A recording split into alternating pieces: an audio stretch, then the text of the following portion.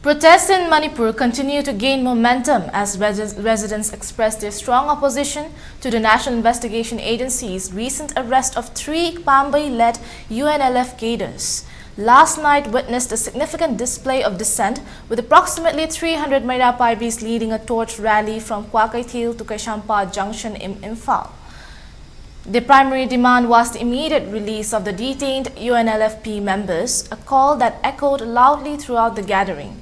Torch rallies were conducted at Mayai Lambi, also demanding immediate release of the 3 cadres of UNLFP who had been arrested by the NIA on March 13th from Kwakaithil area.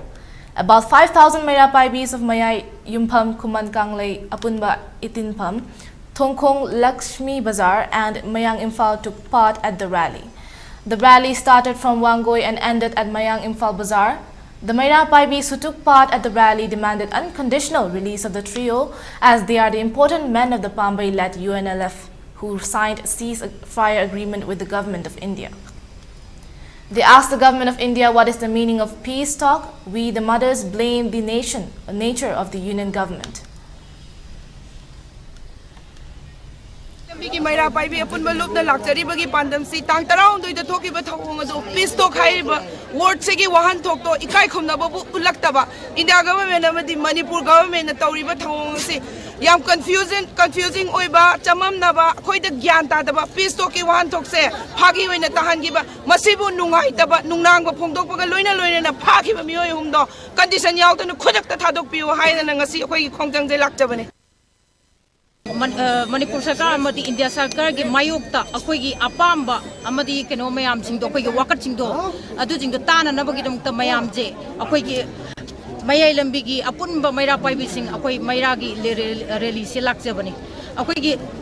India Sarkar na akhoi yengiba miyeng yamna tonganba yamna nungsidaba mongda yamna usitaba mongda yengiba miyeng se masi Manipur prajana yade haibado akhoi phongdokningba amadi akhoi gi icha isu akhoi gi icha inau mayamam akhoi gi mateng pangani haina thoglaaga makhoi bu santi gi wari sanaraga santi gi wari gi han thok to leitana makhoi bu phajan birakanda akhoi gi khongkhut punjat baga chap mana halakanda akhoi gi pangal sondhanba masi gi pangal sondha haliba thabak ase tawbiganu Manipur Sarkar na ju khangbiyu India Sarkar na ju khangbiyu amadi akhoi gi asigumba thabak se sigi se mai pakna naba Manipur Sarkar na akhoi gi furup se kanna bu honabiyu Manipur ki asuk luraba asuk chiraba tanjajida akhoi gi ichil inau isa isu ibung ipa mayamna akhoi gi lebak se mangthi gadra haina thawai khubak ta haptana honaring marak asida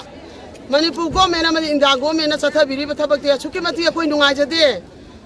akhoi gi isa isu sing amadi akhoi gi lan ngaiba ibung ipa isa sing punamakpu Manipur government amadi India government na ngakpi sengbi gadra haraga akhoi gi lan ngakchariba akhoi bu thawai kanbiriba chai su chingbu phadana pundana tawbaje akhoi achuki matik penjade akhoi gi UNLF ki army chief phagi basing Manipur government amadi India government athupa matamda condition amatta yaudana thadok pirau haiba wafam je Thongkong Lakshmi Bazar Mairapaibi gi makai dagi han haijari